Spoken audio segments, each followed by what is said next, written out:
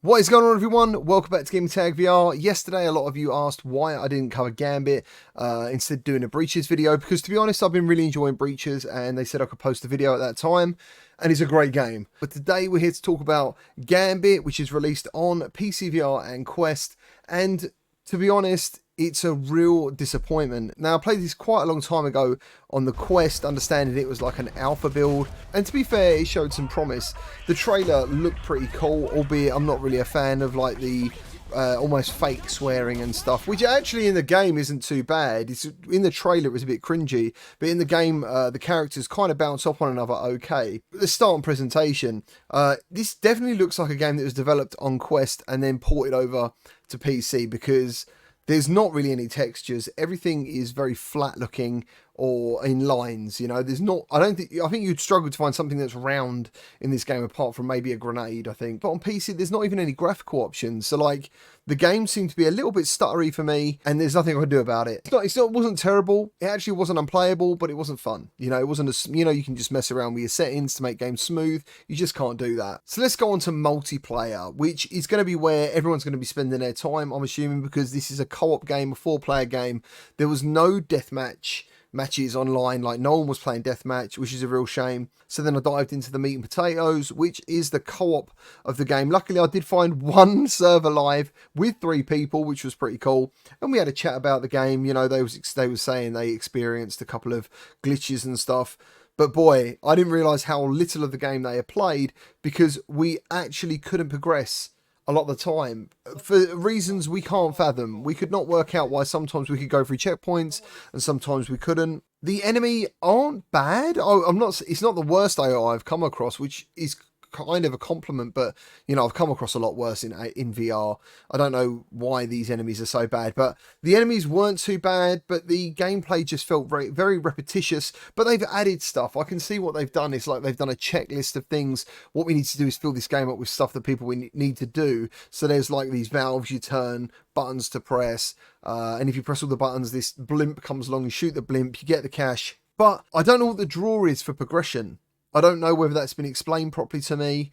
I know I've got to get to a train, which I did in my original video. Got to the train, got to the boss, and I remember thinking, this is okay. But technically the game crashed. You can't progress.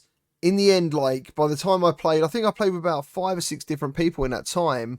They all left because they just weren't having fun. And do you know what? Like, I question why I'm still playing, which is such a shame. And I'm seeing the negatives, and it looks to me like X-Real have really tried to do something different. You know, you got After the Fall, yeah, and After the Fall is a very good 4-player co-op, right? That game does work very well, and it's been updated and stuff. There's all new DLC. If you're looking for an online multiplayer game, like to play together, that's the game you need to get if you're looking for that. Because in After the Fall, it feels like, how can I put it? It feels like you've got a mission, okay? And there's bosses, and it's just like there's a push, you know, there's a push to get gear as well, you know, like you get these floppy disks that give you extra loot and attachments and stuff. And I know this game apparently has that, but I couldn't even get to any of that stuff because the game simply glitched out too much for everyone. And as I said, I was the only person playing it. I was the only person left at the end of all the multiplayer matches. I don't know where else to go with this review other than you must avoid this for now, because it's unplayable, really. I feel like I'm repeating like some sort of written thing here about bad VR games, but it's the same thing all the time. It really is. It's almost like these games are potentially okay for people who've never played something. They're just not good enough now. Don't believe the Quest Store reviews. This isn't better than After the Fall. This is nowhere near as good as After the Fall. Actually, I've not enjoyed my time with this game at the moment. The guns sound okay. They feel all right, you know. They've got auto reload, which means you can dual wield pretty easily. But there's, I don't know what else to say about it, really. As I said, I think I played with like 5, 6 different people over my time, and they all left because they just didn't want to play it anymore. And maybe they're thinking about the 2-hour refund policy. They never explained it. They just dropped out. And I had a really good group at one stage. I thought these guys are going to stick it out. You know, we're all chatting and stuff. But as I said, it killed progression. So then you started at a checkpoint, and the checkpoint it fails on, it's the one before. So you end up going back, and then and then it failed again. We had to go back again, so we end up restarting the whole game. And I pushed through again, and they all left, and I got another group, and yeah, it's just not very good. And as I said, there's something very odd going on with the Quest store with those reviews, man. But I would heavily disagree with those reviews.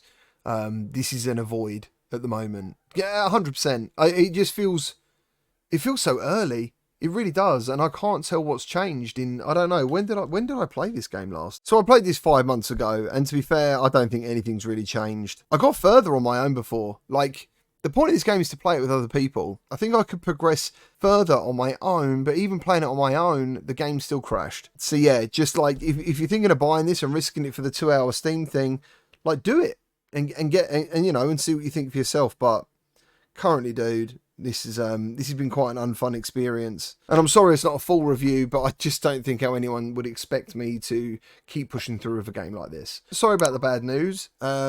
Take care. See you in the next one. Bye bye.